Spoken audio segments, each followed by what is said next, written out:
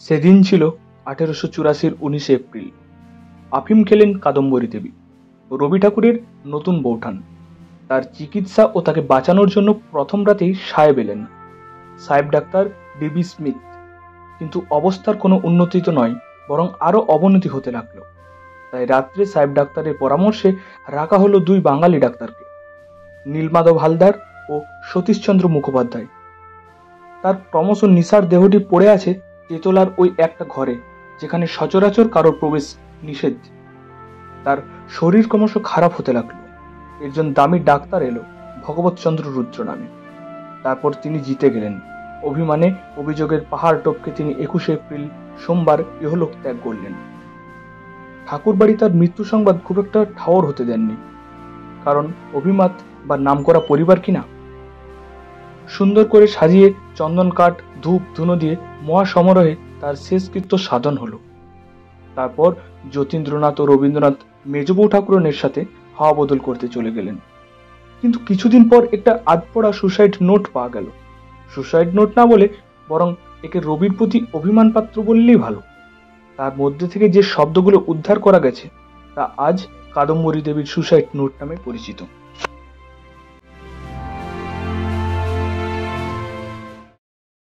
রানীর রবি। এই সবে শুরু হয়েছে আমার জীবনের শেষ দিন। পূবের আকাশটা সবে লাল হচ্ছে। আজকাল তোমার ঘুম থেকে উঠতে একটু দেরি হয়, সেটাই তো স্বাভাবিক। মাত্র 4 মাস বিয়ে হয়েছে তোমার। আগে তো সূর্য ওঠার আগে তুমি উঠতে। আমার ঘুম ভাঙতো তোমার সকালবেলার গান। আমরা একসঙ্গে যেতাম নন্দনকাননে। আমার ঘরের পাশে ছাদের ওপর যে বাগানটি একসঙ্গে করেছিলাম আমরা, তুমি তার নাম দিলে নন্দনকানন। তারপর একদিন সেই বাগানে ভোরের প্রথম আলোয় আমাকে চুমু খেয়ে জিজ্ঞাসা করলে, নতুন বৌঠান, নামটা তোমার পছন্দ হয়েছে? আমার সমস্ত শরীর তখন কাঁটা দিচ্ছে, আবার ভয়ে বুক করছে দুরু দুরু। ঠাকুরপো, এমন দুঃসাহস ভালো নয়। কেউ দেখে ফেললে কি হবে জানো? বললাম আমি। তোমার বয়স তখন 19, সবে ফিরেছ বিলেত থেকে, আর আমি 21। তুমি হেসে উত্তর দিয়েছিলে, এ তো নন্দনকানন। মর্তলোকের দৃষ্টি এখানে এসে পৌঁছয় না বউ ঠাকুরান। আমি বললাম, তোমার সঙ্গে কথায় পারবো না রবি, কিন্তু তোমার আমার সম্পর্ক তো শুধুই আমাদের, তাকে প্রকাশ করো না তুমি। আমার ভয় করে। কিসের ভয়? তোমাকে হারানোর ভয়। এ বাড়িতে তুমি ছাড়া আমার আর কোনো বন্ধু নেই, একমাত্র বন্ধু তুমি। কেউ কারোর মন বোঝে না এ বাড়িতে, শুধু তুমি বোঝো আমার মন। তুমি ভাবো আমি বুঝি তোমার মন, কিন্তু কেউ কারোর মনকে সত্যি বোঝে নতুন বৌঠান? কিছুটা হয়তো অনুভব করি, কিন্তু তোমার সমস্ত মন অসম্ভব, অসম্ভব। ঠাকুরপো, তোমার এরকম কথায় আমার খুব কষ্ট হয়। এসব তোমার সাজানো কথা। আমার সমস্ত মনটাই তোমাকে দিয়ে দিয়েছি ঠাকুরপো, কারোর জন্যে কিছু রাখিনি। সেই মনের সবটুকু তুমি বোঝো না। তুমি যখন আমার চোখের দিকে তাকাও, আমি বুঝতে পারি তুমি অনুভব করছো আমার হৃদয় ব্যথা। তুমি জানো কোথায় আমার কষ্ট, কোথায় আমার দহন। তুমি কি সত্যি বোঝো না ঠাকুরপো? বুকের মধ্যে তোমার জন্যে যে মন কেমন, যে কষ্ট আমি দিন রাত চেপে রাখি। আমি জানি ঠাকুরপো, তুমি বোঝো। অন্তত একদিন বুঝতে, কমাস আগে পর্যন্ত। তুমি যে আমার ছেলেবেলার খেলার সাথী রবি, তোমাকে চিরদিনের জন্য ছেড়ে যাওয়ার আগে মনের কথাটি জানিয়ে যাই। কোনো মিথ্যে নেই এ কথার মধ্যে। আমি বানানো কথা বলতে যে শিখিনি, তোমাকে, শুধু তোমাকেই ভালোবেসেছি। তোমার মতো কোনো পুরুষ যে আমি দেখিনি ঠাকুরপো। রূপে, গুণে, গান আর প্রাণের প্লাবনে তুমি যে অনন্য। তোমার এই 25 বছরের বউ ঠাকুরানটি তোমাকে চিরদিনের জন্য ছেড়ে যাওয়ার আগে তোমাকে বলে যাচ্ছে, তুমি তার একমাত্র অবলম্বন ছিলে সংসারে, একমাত্র ভালোবাসার পুরুষ। ঠাকুরপো, সেদিন ছিল জ্যোৎস্না রাত। জোড়াসাঁকোর বাড়ির ছাদে শুধু তুমি আর আমি। তুমি গাইছিলে গান। আমার সেদিন মন ভালো ছিল না, তোমাকে বলিনি সে কথা, তবুও তুমি বুঝতে পারলে আমার মনের কষ্ট। তুমি যে আমার দোসর ঠাকুরপো। আমার কানের কাছে মুখটা এনে গাঢ় সরে বললে, নতুন বৌঠান, কি হবে ছোটোখাটো দুঃখের কথা মনে রেখে? ভুলে যাও, সব ভুলে যাও। ভুলতে বললেই কি ভুলতে পারা যায়? কতদিনের কত অপমান, কত কষ্ট সেই 9 বছর বয়সে তোমাদের বাড়ির বউ হয়ে এসে পর্যন্ত সহ্য করছি। বলেছিলাম আমি, তুমি আমার হাতের ওপর হাতটি রেখে শুনশান বিশাল ছাদটির এক কোণে অনেকক্ষণ দাঁড়িয়ে থাকলে। তারপর বললে, নতুন বৌঠান, জ্যোতিদা এখনো আসেনি বুঝি? আজকাল তোমার জ্যোতিদার বাড়ি আসতে কোনো সময় নেই। কখন আসেন, কখন যান, আমার সঙ্গে দেখা হয় কতটুকু। কাল রাত্রে তো জানি মেজ ঠাকুরনের ওখানে গান বাজনার আসর বসেছিল, আমিও ছিলাম কিছুক্ষণ। জ্যোতিদাই তো সেই আসরের প্রাণ পুরুষ। জ্যোতিদা যে সেই মজলিস ছেড়ে আসতে পারবে না সেটা বুঝতে পেরেছিল। জ্যোতিদার দিনরাত আজকাল মেজ বউ ঠাকুরের কাছেই কাটে। কথাটা তোমাকে বলতে খুব কষ্ট হচ্ছিল আমার, জানো ঠাকুরপো। তুমি কোনো উত্তর দিলে না। আমি শুধু বললাম, শুধু তোমার জন্য বেঁচে আছি ঠাকুরপো। আমার বেঁচে থাকার আর কোনো কারণ নেই। ঠাকুরপো এই কথা শুনে তুমি আমার দিকে তাকিয়েছিলে। তোমার চোখের দিকে তাকিয়ে আমার ভয় করলো সেদিন।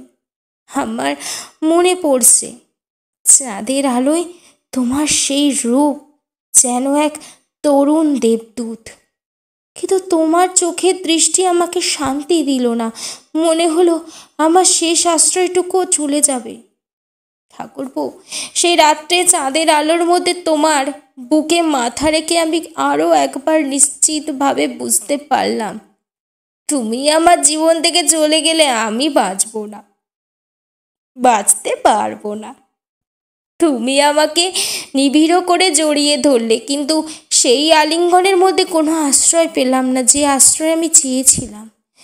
আমি কেঁদে তোমার বুক ভাসিয়েছিলাম। চাঁদের আলো মিশে গেল আমার কান্নায়।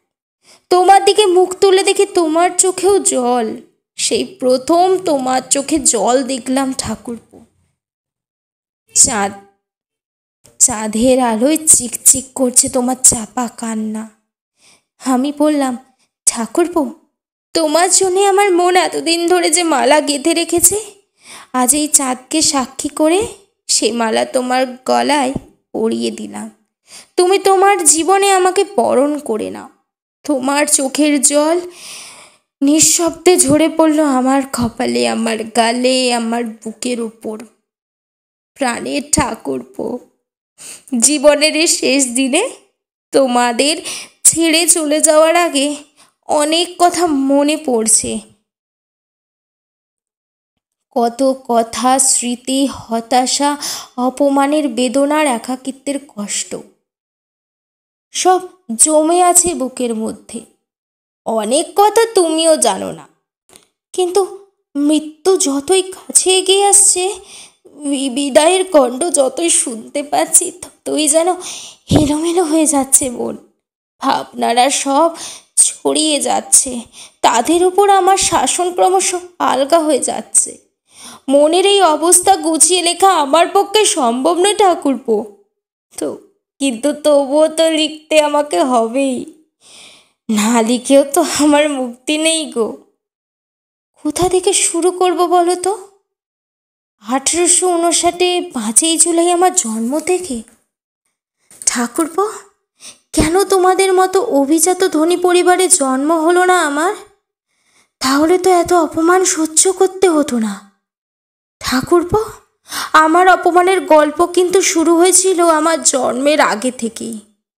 সে কথা হয়তো তুমিও জানো, কিন্তু কোনো দিনও কোনোভাবে বুঝতে দাওনি, পাছে আমি কষ্ট পাই। একদিন শোয়ার ঘরে দুপুরবেলা একাই শুয়েছিলাম, শুধু মনে আসছিল পুরনো কষ্টের কথা, কান্না কিছুতেই রাখতে পারছিলাম না। হঠাৎ এলে তুমি, হাতে তোমার কবিতার খাতা। নিশ্চয় নতুন কোনো কবিতা বা গান লিখেছ, শোনাতে চাও আমাকে। আমি তো সব সময় ছিলাম তোমার প্রথম শ্রোতা। সেদিন পর্যন্ত তুমি আমার চোখে জল দেখে থমকে দাঁড়ালে, খাতাটি খাটের পাশে টেবিলের ওপর রেখে বসলে আমার পাশে। অনেকক্ষণ তাকিয়ে রইলে আমার চোখের দিকে। আমি আলতো করে হাত রাখলাম তোমার বুকের ওপর। মনে হলো ভেতরটা আমার জুড়িয়ে গেল। তুমি আমার কপালে হাত রেখে বললে, নতুন বৌঠান, পুরনো চিঠির মতো পুরনো কষ্ট ধুলো হোক ধুলি। সেই মুহূর্তটি আজ জীবনের শেষ দিনে মনে পড়ছে বারবার। ঠাকুরপো, আর কোনোদিনই কি ফিরে আসবে না আমার প্রতি তোমার প্রেম? তোমার মনের আদর ফিরে আসবে না তোমার সঙ্গে নন্দনকাননে? সেই সব অমল সকাল, শোয়ার ঘরে সেসব নিঝুম দুপুর, দক্ষিণের বারান্দায় সেসব বর্ণিল বিকেল, ছাদের ওপর স্নিগ্ধ সন্ধ্যে থেকে মগ্ন রাত? ফিরে আসবে না? তোমার আমার সঙ্গে কবিতা পাঠ, গান গাওয়া, তুমি তুমি আরও একবার আমার হবে না? আমার সব হারানোর মধ্যে যা ভাঙলো তা ভেঙেই গেল।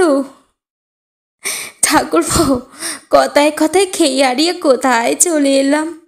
তোমাকে তো বলেইছি, মনটা বড্ড এলোমেলো হয়ে যাচ্ছে, কিছুতেই নিজেকে গুছিয়ে নিতে পারছি না। বলতে যাচ্ছিলাম আমার জন্মের আগের কথা, সে কথা বলতে গিয়ে কোথায় চলে এলাম। ঠাকুর বাড়িতে, বিশেষ করে এবাড়ির মেয়ে মহলে আমার সে অপমান, তার সূত্র ধরে চলে যাওয়ার আমার জন্মের আগের ঘটনা।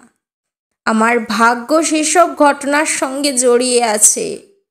প্রাণের রবি, ঠাকুর বাড়ির বউ হওয়ার আগে তোমাদের কাছে, না না তোমার কাছে নয়, কিন্তু তোমার আমার ভালোবাসার মানুষ আর সকলের কাছে, বিশেষ করে তোমার ICCS শেষদা সত্যেন্দ্রনাথ ঠাকুর ও তার বিলেত ফেরত স্ত্রী জ্ঞানদান নন্দিনীর কাছে আমার পরিচয় ছিল আমি তোমাদের বাজার সরকার শ্যাম গাঙ্গুলির 3 নম্বর মেয়ে। সেটাই অবশ্যই আমার সম্পর্কে শেষ কথা নয়, আরও একটু আছে।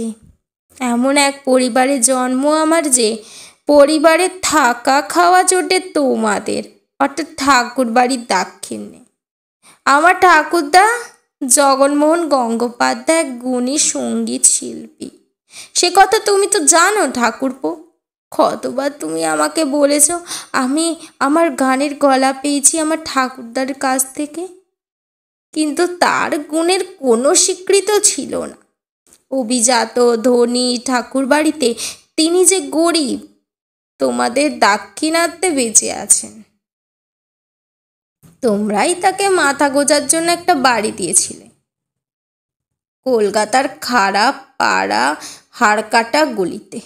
আমিও তো সেই হাড়কাটা গলির মেয়ে, তাই জোড়াসাঁকোর ঠাকুর বাড়ির মহিলা মহল আমাকে সারা জীবন এত হেয় করলো, কষ্ট দিল। হাড়কাটা গলির ওই বাড়িটা আমার ঠাকুরদা পেয়েছিলেন দান হিসেবে, কিন্তু সে ছিল করুণার দান। সে দান গ্রহণ করার মধ্যে কোনো সম্মান ছিল না। ঠাকুরপো, আমি জানি না ঠাকুরবাড়ির সঙ্গে আমার বাড়ির সম্পর্ক তুমি কতটা জানো।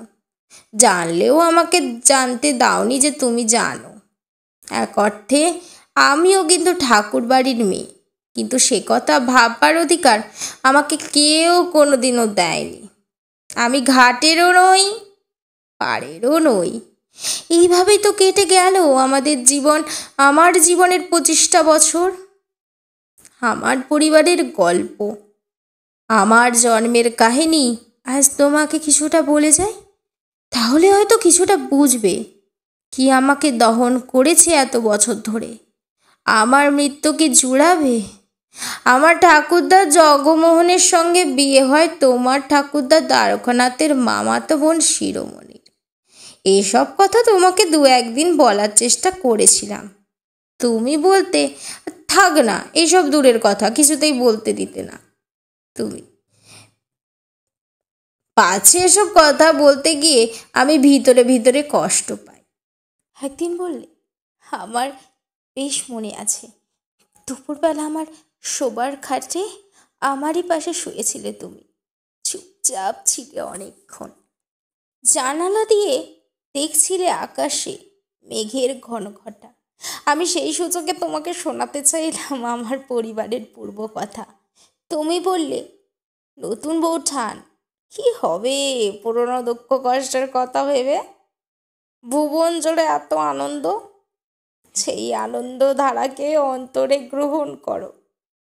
দেখবে ঝরা পাতার মতো পুরনো দুঃখ সেই আনন্দ স্রোতে ভেসে গিয়েছে। আমি তোমার হাত দিয়ে এনে রেখলাম আমার বুকের ওপর, বললাম, শত দুঃখের মধ্যেও সেই আনন্দকে আমি ধরে আছি এই মুহূর্তে আমার বুকের মাঝখানটিতে। ঠাকুরপো, আমার মনে হয় যেন চিরকাল তোমার হাত থেকে আমার বুকের মাঝখানটিতে এইভাবেই ধরে রাখতে পারি। তুমি আর কারো নও ঠাকুরপো, শুধু আমার। আজ পৃথিবী থেকে চলে যাওয়ার আগে বুকের মাঝখানটা বড্ড খালি হয়ে গেছে, কিছু নেই সেখানে, শুধু শূন্য। কোথায় তোমার হাত, কোথায় তোমার সেই সুধাময় স্পর্শ ঠাকুরপো? সব হারিয়ে গেল, সব তুমি কেড়ে নিলে। তুমি হঠাৎ বললে, চলো তো নাটকের মহড়াটা আরো একবার শুরু করা যাক, তোমার মন এক্ষুনি ভালো হয়ে যাবে বউঠান। তখন তোমার জ্যোতিদার লেখা অলিক বাবু নাটকের মহড়া চলছে রোজ বিকেল থেকে সন্ধে পর্যন্ত। সেই নাটকের নায়িকা তুমি আর আমি, নায়ক অলিক বাবু আর তুমি, নায়িকা হেমাঙ্গিনী আমি। যাওয়ার পর থেকে তুমি আমাকে চুপি চুপি হে বলে ডাকতে শুরু করলে। আমি তোমার হাতকারি বুকের মাঝে ধরে সেই দুপুরবেলা আমার খাটে শুয়ে শুয়ে শুরু করলাম নাটকের মহড়া।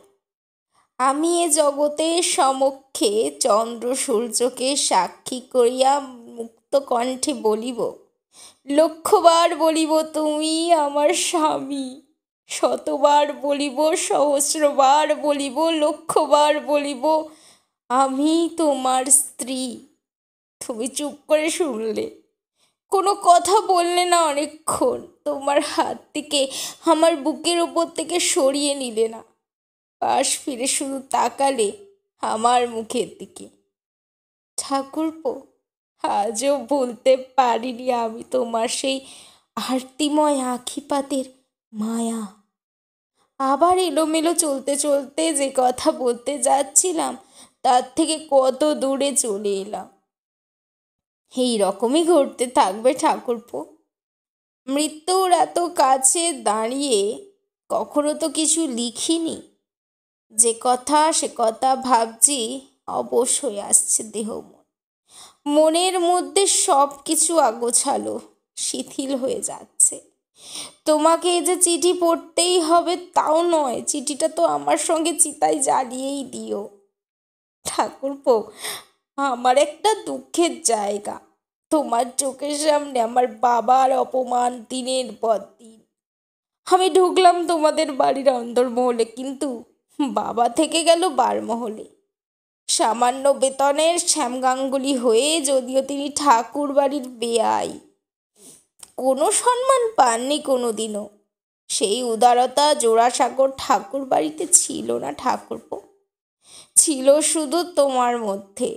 কিন্তু তুমি তো আলাদা, সবার থেকে অন্যরকম। আমার বাবা যে সারা জীবন ঠাকুর বাড়ির অসম্মানের মধ্যেই থাকতে বাধ্য হলেন, তার কারণ তোমার দাক্ষিণেই। তোমাদের দাক্ষিণেই আমাদের পরিবার চিরকাল খেতে পড়তে পেরেছে। তোমাদের দাক্ষিণেই তো আমি ঠাকুর বাড়ির বউ হতে পেরেছিলাম। কিন্তু তবু ডালে ডালে পাতায় পাতায় আমিও তো দ্বারকানাথের পরিবারের সঙ্গে জড়িত। তোমার ঠাকুরদা দ্বারকানাথের পরিবারের সঙ্গে জড়িত। তোমার ঠাকুরদা দ্বারকানাথের মামাতো বোন শিরোমণিকেই তো বিয়ে করেন আমার ঠাকুরদা জগমোহন। দ্বারকানাথের মামা অর্থাৎ শিরোমণির বাবা ছিলেন কিনারাম রায়চৌধুরী। আমার অসম্মানটা কোথায় জানো ঠাকুরপো? হাড়কাটাগুলির বাড়িটা কিন্তু শিরোমণি তার বাবার কাছ থেকে পাননি, পেয়েছিলেন কাকিমা রামপ্রিয়ার কাছ থেকে। কে রামপ্রিয়া তুমি হয়তো জানো না। আমি খোঁজ নিয়ে জেনেছি রামপ্রিয়া ছিলেন দ্বারকানাথ ঠাকুরদা নীলমণি ঠাকুরের ভাই গোবিন্দরামের স্ত্রী।